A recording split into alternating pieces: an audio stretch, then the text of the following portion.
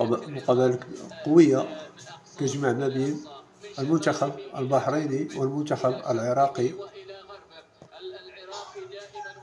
شاهدوا معنا هذه المقابلة الجميلة الرائعة من البطولة العربية.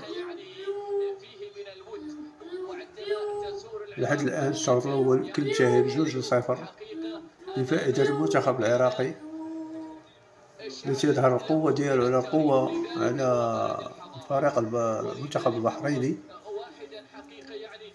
شاهدوا معنا هذه المقابلة الجميلة والرائعة.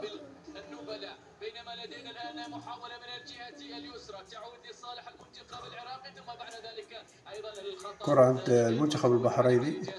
لصالح لاعب المنتخب البحريني. حكم المباراة يمشيها، تصل المحاولة لصالح المنتخب البحريني. خلونا نشوف نتابع ما تبقى من أحداث هذا اللقاء، ونحن نصل تقريبا إلى 20 دقيقة على أحداث هذا اللقاء متبقية على النهاية. كرة لا زالت عند المنتخب البحريني.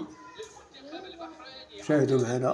تصل بعد ذلك من جديد من أمام محمد مرهون، من بإمكانه أن يعيد المنتخب البحريني إلى أحداث هذا اللقاء. صافرة ضربة خطأ لفائدة المنتخب العراقي. اللقطة الأخيرة الماضية ما تعامل معها بشكل مثالي سيد هاشم، وبالتالي تبان لي ما فيهاش. ضاعت الكرة الماضية، تعود لصالح المنتخب العراقي. بينما لدينا الآن محاولة أمامية، الأخطاء أكثر على المنتخب، يعني أخطاء موجودة، لكن يعني شاهدنا فقط كرة قريبة واحدة، ما كانت قريبة